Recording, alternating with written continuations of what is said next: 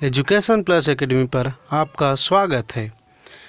ये ज्योमेट्री की दूसरी वीडियो है और इस वीडियो में हम लोग त्रिभुज के बारे में अध्ययन करेंगे। पहले वीडियो में हम लोगों ने रेखा, रेखाखंड, कोण तथा उसके प्रकारों के बारे में अध्ययन कर चुके हैं। तो आइए हम लोग अध्ययन करते हैं त्रिभुज। त्रिभुज को अंग्रेजी में कहते हैं ट्रायंगल। इस ट्रायंगल देखिए, इसमें ट्राई और एंगल तीन चीज़ों से मिलकर के बना हुआ है ना। ट्राई मतलब होता है तीन और एंगल मतलब होता है कोण। मतलब जिस आकृति में तीन कोण होंगे वो क्या कहलाएंगे? ट्रायंगल कहलाएंगे। या फिर अगर इसका हिंदी डिफिनेशन की बात करें त्रिभुज की, तो क्या हो जाएगा? त्रिभुज हम लोग किसे कहेंगे?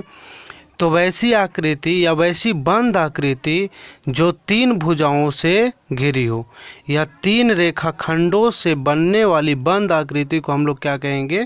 त्रिभुज कहेंगे। किसे त्रिभुज कहेंगे? तो तीन रेखाखंडों से बंद आकृति, यानी कि वैसी आकृति जो क्या होगी? बंद होगी। खुली आकृति नहीं। देखिए यहाँ तो तीन रेखाखंड है, लेकिन ये क्या है? खुला हुआ है। तो खुली हुई आकृति को हम लोग त्रिभुज नहीं कहेंगे। किसे कहेंगे? बंद आकृति को ही त्रिभुज कहेंगे, जो तीन रेखाखंडों से घिरी हो।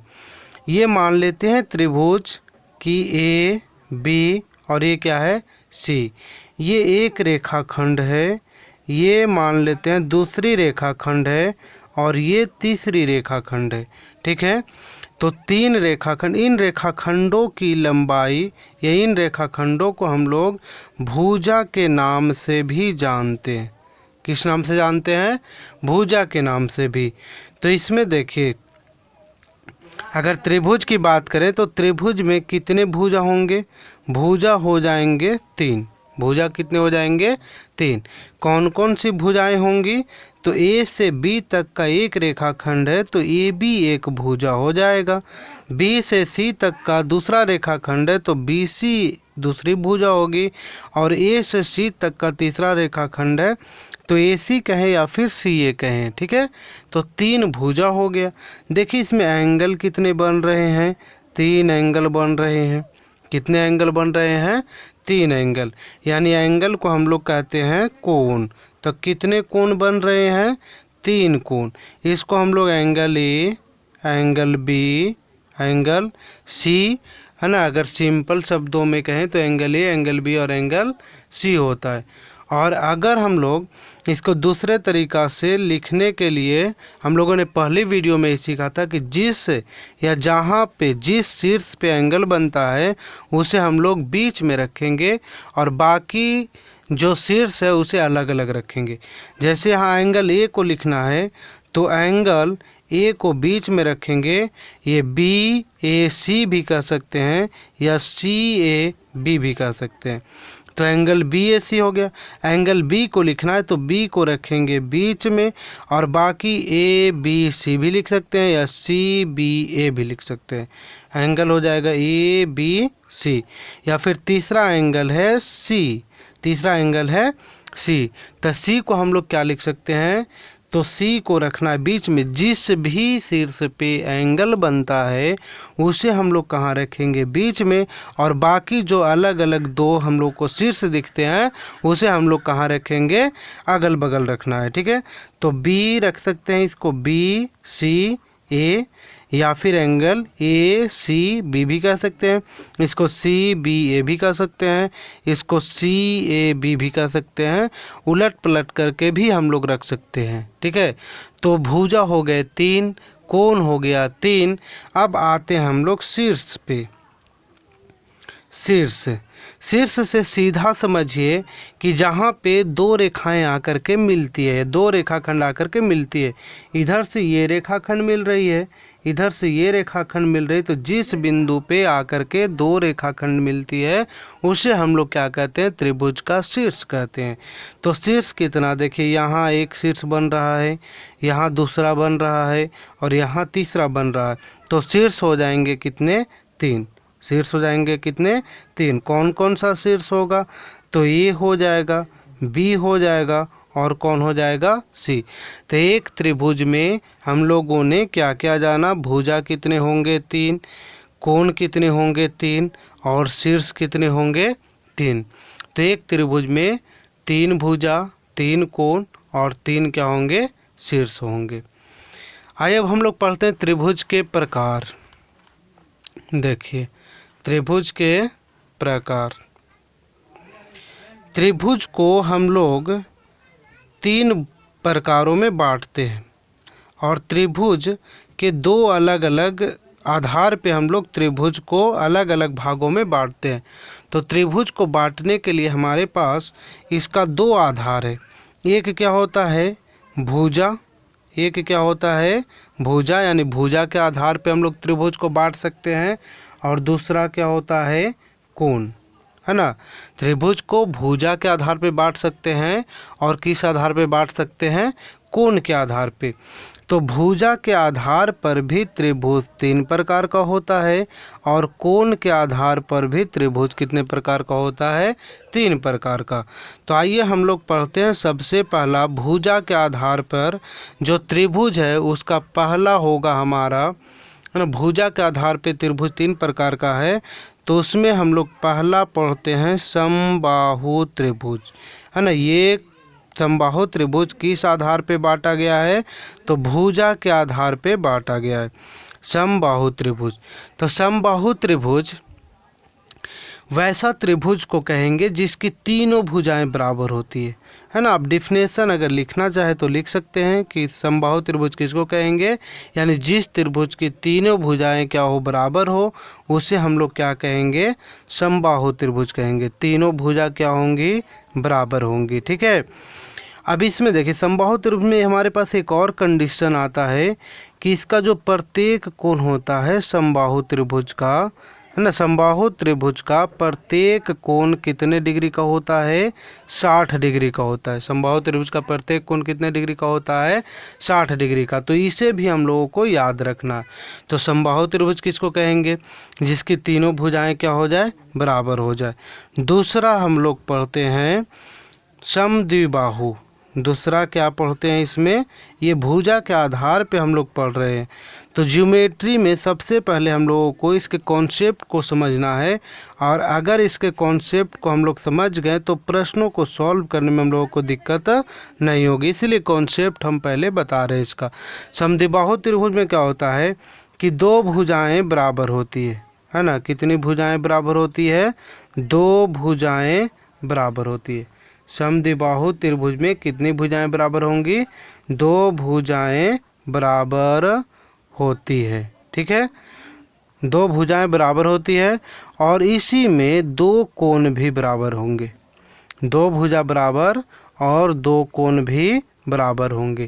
तो इसे भी हम लोगों को याद करते चलना है कि समद्विबाहु त्रिभुज की 2 भुजाएं तो बराबर होती ही है और इसमें 2 एंगल भी 2 कोण भी बराबर होंगे। तीसरा हम लोगों को आता है विषमबाहु त्रिभुज। तीसरा क्या आता है विषमबाहु त्रिभुज। तो विषमबाहु त्रिभुज हम लोग किसको कहेंगे तो विषमबाहु त्रिभुज की कोई भी भुजाएं बराबर नहीं होती, कोई भी भुजाएं बराबर नहीं होती है। मतलब कि वैसा त्रिभुज जिसकी एक भी भुजा बराबर ना हो उसे हम लोग क्या कहेंगे विषमबाहु त्रिभुज कहेंगे। यानी इसका एक भी भुजा बराबर नहीं है तो उसे हम लोग क्या कहेंगे विषमबाहु त्रिभुज कहेंगे, ठीक है। तो विषमबाहु त्रिभुज का एक भी एंगल बराबर नहीं होगा, ठीक है। तो ये हो गया समबाहु, समद्विबाहु और विषमबाहु। समबाहु का मतलब है जैसे अगर ये 4 सेंटीमीटर है तो ये भी 4 सेंटीमीटर और ये भी 4 सेंटीमीटर। अगर ये ऐसा त्रिभुज मान लेते समद्विबाहु है तो ये 2 होगा, तो कोई भी 2, ये भी 2 हो सकता है या ये 2 हो सकता है, लेकिन ये वाला जो होगा वो 2 नहीं होगा, है ना। ये वाला जो होगा वो 2 नहीं होगा। जैसे मान लेते हैं कि 5 हो गया 6 हो गया जो भी हो जाए। और विषमबाहु में क्या होता है कि कोई भी भुजाएं बराबर नहीं होंगी, है ना। विषमबाहु में क्या होता है कोई भी भुजाएं बराबर नहीं होंगी, ठीक है।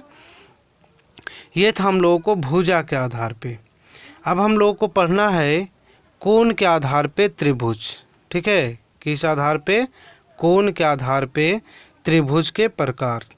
तो कोण के आधार पे भी त्रिभुज को हम लोग 3 भागों में बांटते हैं, है ना। कोण के आधार पे भी त्रिभुज को हम लोग कितने भागों में बांटते हैं? 3 भागों में। पहला क्या आता है इसका? न्यून कोण त्रिभुज। पहला क्या होगा? न्यून कोण त्रिभुज। तो न्यून कोण त्रिभुज हम लोग किसको कहेंगे? तो न्यून कोण त्रिभुज जिस त्रिभुज का सभी कोण न्यून कोण हो, सभी कोण क्या हो? न्यून कोण हो, उसे हम लोग क्या कहेंगे? न्यून कोण त्रिभुज। न्यून कोण के बारे में हमने बताया था कि न्यून कोण किसको कहते हैं? तो 90 डिग्री से छोटा होता है। न्यून कोण क्या होता है? 90 डिग्री से छोटा होता है। समकोण क्या होता है? 90 डिग्री के बराबर होता है। और अधिक कोण क्या होता है? तो 90 डिग्री से अधिक और 180 डिग्री से कम होता है, यानी 90 और 180 के बीच में होता है। तो न्यून कोण त्रिभुज में सभी कोण क्या होता है? न्यून कोण होते हैं। सभी कोण क्या होते हैं? न्यून कोण। उसे हम लोग क्या कहते हैं? न्यून कोण त्रिभुज कहते हैं। ठीक है। दूसरा, सभी कोण न्यून कोण का मतलब है कि सभी कोण 90 डिग्री से छोटा होंगे। जैसे मान लेते हैं कोई 45 डिग्री है ना। कितना डिग्री? 45 डिग्री है। और कोई हो जाता है 50 डिग्री। तो 50 और 45 कितना हो गया? 95। कोई कितना हो गया? 45। तो 50 करेंगे तो नहीं होगा, है ना। जैसे मान लेते हैं ये कोई 45 डिग्री है, तो कोई हो गया मान लेते हैं 75 डिग्री, है ना। तो 75 और 45 कितना हो जाएगा? 5 5 10 7 4 11 120। तो अगला कितना हो जाएगा? 60 डिग्री। तो तीनों कोण देखिए कितना डिग्री है? 90 डिग्री से छोटा है। तो इसे हम लोग क्या कहेंगे? न्यून कोण त्रिभुज कहेंगे। दूसरा होता है समकोण त्रिभुज। दूसरा क्या होता है? समकोण त्रिभुज। तो समकोण त्रिभुज हम लोग किसको कहेंगे? तो जिस कोण में एक कोण हो जाएगा, जिस त्रिभुज में एक कोण क्या हो? समकोण हो। एक कोण क्या हो? समकोण हो। तो समकोण का मतलब होता है कि वो 90 डिग्री हो, यानी कि 3 कोण में से एक कोण क्या होना चाहिए? 90 डिग्री होना चाहिए। तो उसे हम लोग क्या कहेंगे? समकोण त्रिभुज कहेंगे। तीसरा होता है अधिक कोण त्रिभुज। तीसरा क्या होगा?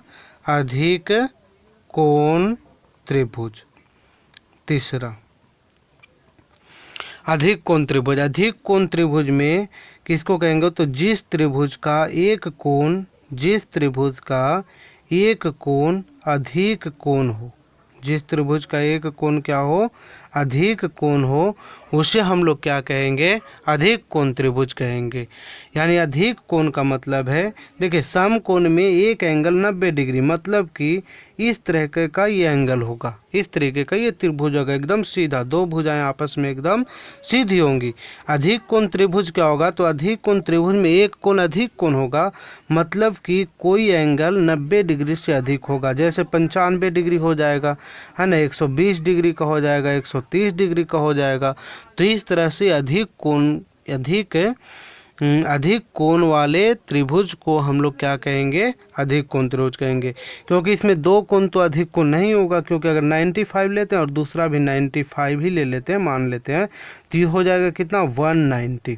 कितना हो जाएगा? 190। जबकि हम लोग जानते हैं कि त्रिभुज के तीनों कोणों का योग कितना होता है? त्रिभुज के तीनों कोणों का योग कितना होता है? 180 होता है। का योग कितना होगा? 180 डिग्री होता है। इसलिए इसको भी याद रखना है, त्रिभुज के तीनों कोणों का योग कितना डिग्री होगा? 180 डिग्री होगा। इसलिए हम लोग को 2 कोण अधिक इसमें नहीं होंगे। 3 कोण न्यून हो सकता है, एक समकोण हो सकता है और एक ही अधिक कोण उसमें होगा। देखिए, अब हम लोग को ये याद रखना होगा कि किसी त्रिभुज के तीनों कोणों का योग कितना डिग्री होता है? 180 डिग्री। अगर पूछा जाए कि किसी त्रिभुज में कितने न्यून कोण हो सकते हैं, तो न्यून कोण तो 3 हो सकता है। किसी त्रिभुज में कितने न्यून कोण हो सकते हैं? 3 न्यून कोण हो सकते हैं। लेकिन अगर पूछेगा कि कम से कम कितने न्यून कोण हो सकते हैं, तो कम से कम हो सकता है 2 न्यून कोण। है ना। किसी त्रिभुज में कितने न्यून कोण हो सकते हैं? 3 हो सकते हैं, लेकिन अगर कम से कम की बात करेगा तो 2 होगा। किसी त्रिभुज में अधिक से अधिक, देखिए किसी त्रिभुज में अधिक से अधिक कितने अधिक कोण होंगे? तो अभी बताए थे कि एक ही अधिक कोण होगा और एक ही समकोण होगा, है ना। किसी त्रिभुज में एक अधिक कोण होगा और एक ही क्या होगा? समकोण होगा, ठीक है। किसी त्रिभुज में एक अधिक कोण होंगे और एक ही समकोण होंगे। अब आते हैं त्रिभुज के बहिष्कोण की बात करते हैं, त्रिभुज के बहिष्कोण के बारे में। तो बहिष्कोण हम लोग किसको कहते हैं? तो बाहर वाला जो एंगल होता है उसे हम लोग बहिष्कोण कहते हैं।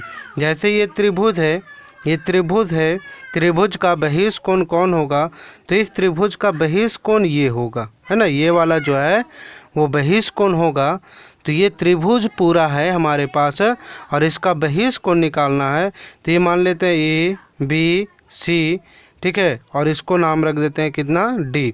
तो इसका बहिष्कोण की अगर हम लोग बात करेंगे तो ए सी डी, इसका क्या होगा? बहिष्कोण होगा। बहिष्कोण कौन होगा इसका? Angle A C D. जबकि ये वाला जो है ये तो अंतःकोण होगा, इसका त्रिभुज के अंदर है। तो त्रिभुज के अंदर के कोण को हम लोग अंतःकोण कहते हैं, जबकि अगर उसके बाहर का कोण होता है वो क्या कहलाता है? बहिष्कोण कहलाता है, ठीक है। अब त्रिभुज के किसी शीर्ष पर 2 बहिष्कोण होते हैं और वे परस्पर बराबर होते हैं। त्रिभुज के किसी भी शीर्ष पर 2 बहिष्कोण होते हैं और परस्पर क्या होते हैं? बराबर होते हैं, क्योंकि ए बी एन और एम बी। यदि किसी त्रिभुज की एक भुजा बढ़ाई जाए तो इस प्रकार बहिष्कोण सुदूर अंतःकोणों के योगफल के बराबर होता है। जैसे मान लेते हैं ये एक भुजा को हम लोग क्या कर दिए? बढ़ा दिए। एक भुजा को हम लोग क्या कर दिए? बढ़ा दिए। तो ये वाला जो एंगल होगा ना, ये मान लेते हैं एंगल 1 है, ये एंगल 2 है और ये एंगल 3 है। तो ये जो बहिष्कोण है इसकी माप अगर निकालना है तो इस एंगल के जो साथ जो एंगल बन रहा है ना उसे आप छोड़ दीजिए और बाकी 2 एंगलों को हम लोग जोड़ देंगे। बाकी 2 एंगलों को हम लोग क्या करेंगे? जोड़ देंगे। तो हमारा क्या बनेगा? बहिष्कोण बनेगा, बहिष्कोण निकल जाएगा।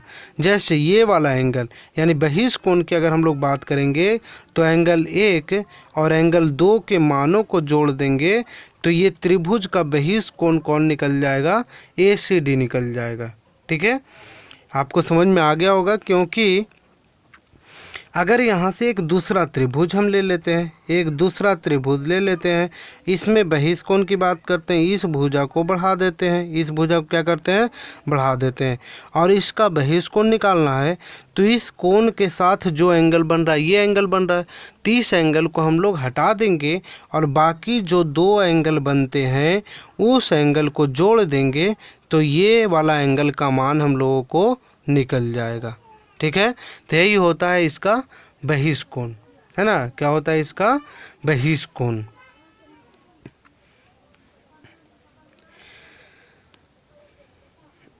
अगला हम लोगों को इसमें एक चीज़ जानना है, समान भुजाओं के सम्मुख कोण बराबर होते हैं। जैसे अभी बताए थे कि त्रिभुज समद्विबाहु त्रिभुज में 2 भुजा बराबर होता है तो उसके 2 एंगल भी बराबर होते हैं। यानी कि ये भुजा और ये भुजा अगर बराबर है तो इस भुजा के सामने वाला एंगल, इस भुजा के सामने कौन सा एंगल है? देखिए ये भुजा है ना, तो इसके सामने ये एंगल बन रहा है और ये भुजा है, ये भुजा है तो इसके सामने ये वाला एंगल बन रहा है। तो ये वाला एंगल और ये वाला एंगल क्या होंगे? बराबर होंगे, ठीक है। अगर हम लोग किसी त्रिभुज, इस त्रिभुज की बात करते हैं, ये वाला एंगल और ये वाला एंगल दोनों क्या है? बराबर है। तो इसके सामने, इस भुजा के सामने वाला ये एंगल और इस भुजा के सामने वाला ये एंगल, ये वाला एंगल और ये वाला एंगल दोनों बराबर होंगे। अगर ये 50 है तो ये भी कितने डिग्री का एंगल होगा? 50 डिग्री का ही होगा। अगर यहाँ से ये 60 डिग्री का होगा, मान लेते ये 30 डिग्री का है तो ये भी कितने डिग्री का होगा? 30 डिग्री का ही होगा, है ना। यानी कि जो त्रिभुज, जिस त्रिभुज की 2 भुजाएं बराबर हो तो उस भुजा के सामने का कोण, तो इस भुजा का सामने यही ना एंगल है और इस भुजा का सामने ये एंगल है, तो ये वाला एंगल और ये वाला एंगल दोनों क्या होंगे? बराबर होंगे, ठीक है। अब आते हैं हम लोग पाइथागोरस प्रमेय पे, है ना। पाइथागोरस प्रमेय भी त्रिभुज का एक महत्वपूर्ण टॉपिक है, पाइथागोरस प्रमेय। तो पाइथागोरस प्रमेय को हम लोग कैसे, पाइथागोरस प्रमेय में हम लोगों को क्या होता है, एक समकोण त्रिभुज होता है। तो समकोण त्रिभुज क्या होता है, समकोण त्रिभुज होता है 90 डिग्री का, 90 डिग्री, उसमें एक एंगल कितना डिग्री होगा, 90 डिग्री। तो 90 डिग्री का सामने वाला जो भुजा होता है इसको हम लोग कहते हैं कर्ण। 90 डिग्री के सामने वाला एंगल को, भुजा को क्या कहते हैं, कर्ण कहते हैं, ठीक है। और इन दोनों में से जिस पे लंब होता है उसको हम लोग कहते हैं लंब, और नीचे वाली जो है वो हमारा क्या हो जाता है, आधार। तो पाइथागोरस ने एक प्रमेय निकाला, एक कथन दिया कि यदि कोई समकोण त्रिभुज है तो उसमें कर्ण जो बनेगा, कर्ण का स्क्वायर होगा लंब का स्क्वायर, और आधार के स्क्वायर का वर्ग करके जोड़ते हैं तो वो उसके क्या होता है, बराबर होता है। कर्ण का स्क्वायर जो होगा लंब का स्क्वायर और आधार का स्क्वायर के को करने के बाद जोड़ देते हैं तो कर्ण के स्क्वायर के क्या होता है, बराबर होता है। अगर इसको अंग्रेजी में कहें तो इसको हम लोग कहते हैं एच, इसको हाइपोटेनस कहते हैं, हाइपोटेनस कहते हैं, इसको कहते हैं प्रीपेंडिकुलर, और इसको कहते हैं बेस। तो इसको एच स्क्वायर बराबर इसका पहला अक्षर पी, तो पी स्क्वायर, और प्लस इसका पहला अक्षर क्या होता है, बी, तो बी स्क्वायर।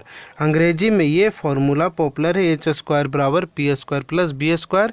ये होता है पाइथागोरस प्रमेय, ठीक है।